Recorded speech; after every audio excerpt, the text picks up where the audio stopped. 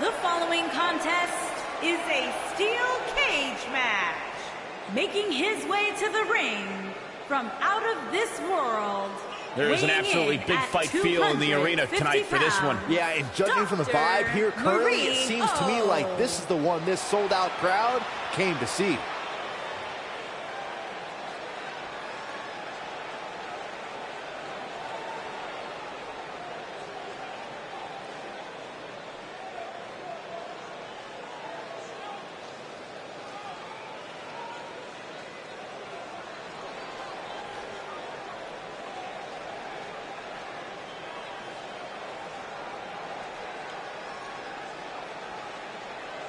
And his opponent from out of this world, weighing in at 640 pounds, Charles Ward.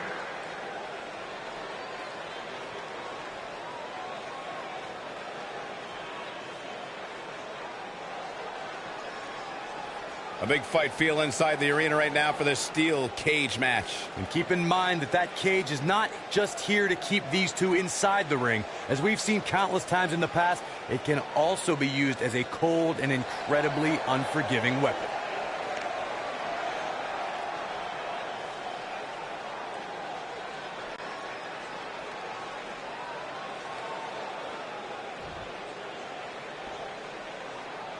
As we get underway, I'm expecting a hard-fought match between these two superstars.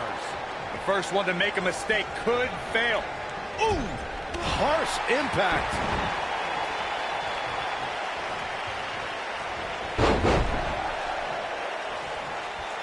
What a stomp! Good grief.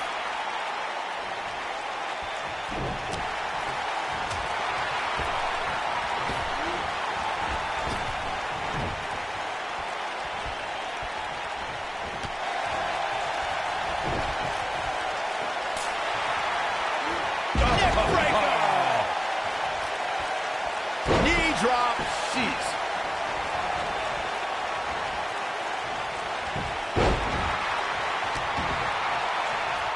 What a stomp. Good grief. At the arm.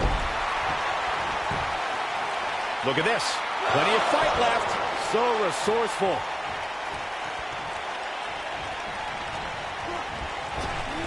He's not looking like himself here. He's going to need to find a way to fire back. Hey, it's not an easy atmosphere to excel in. Not only is he in the ring with WWE's toughest, but he's surrounded by an incredibly unforgiving steel cage. Severe damage being inflicted to the back. The WWE Universe has seen the evolution of the steel cage in the enclosure known today as Hell in a Cell. The first time an enclosed cage was seen was in October of 1983 in the last Battle of Atlanta. The enclosed cage was seen a few years later in the War Games match from the NWA. There were even cages stacked on top of each other like WCW's Tower of Doom.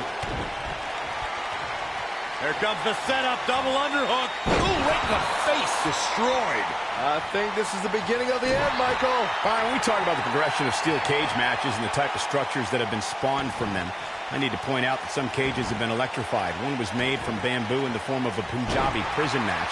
And, of course, the Elimination Chamber with glass pods and steel doors. And today we have the Asylum match, where weapons are on top of the cage. It just goes to show you that times may change, but the objective to destroy an opponent remains the same. There's still no better way to settle a score than to do battle with your adversary inside a steel cage.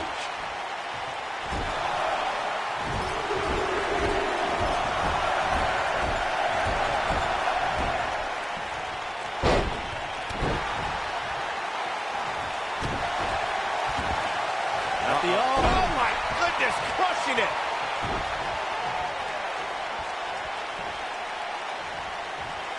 Not today.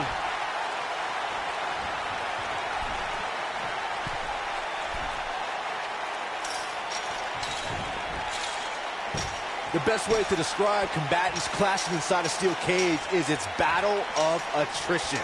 Sometimes a superstar is left with no choice but to fight fire with fire and do whatever they need to do in order to win the match.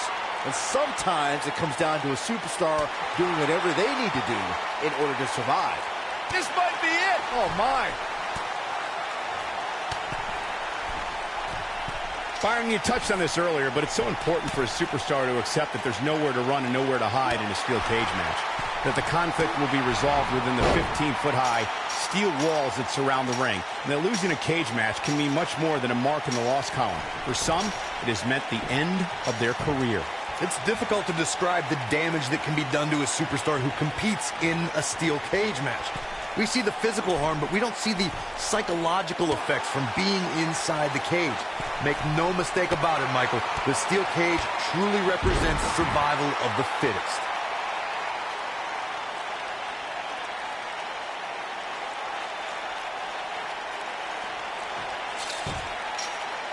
These guys are giving it absolutely everything they've got.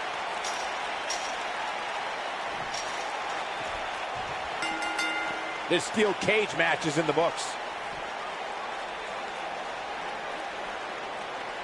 Hard to imagine, but that match was even better than advertised. Here's another look at that history-making encounter. That was just one of those matches that the men involved should just be proud to be a part of. A legendary performance. This entire match was just one big highlight reel, and I didn't expect anything else. Here is your winner, Charles Ward. This was a much-needed win. Hey, they both gave it their all, but in the end, we were left with the best man standing. It'll be interesting to see the fallout following this big singles win here tonight.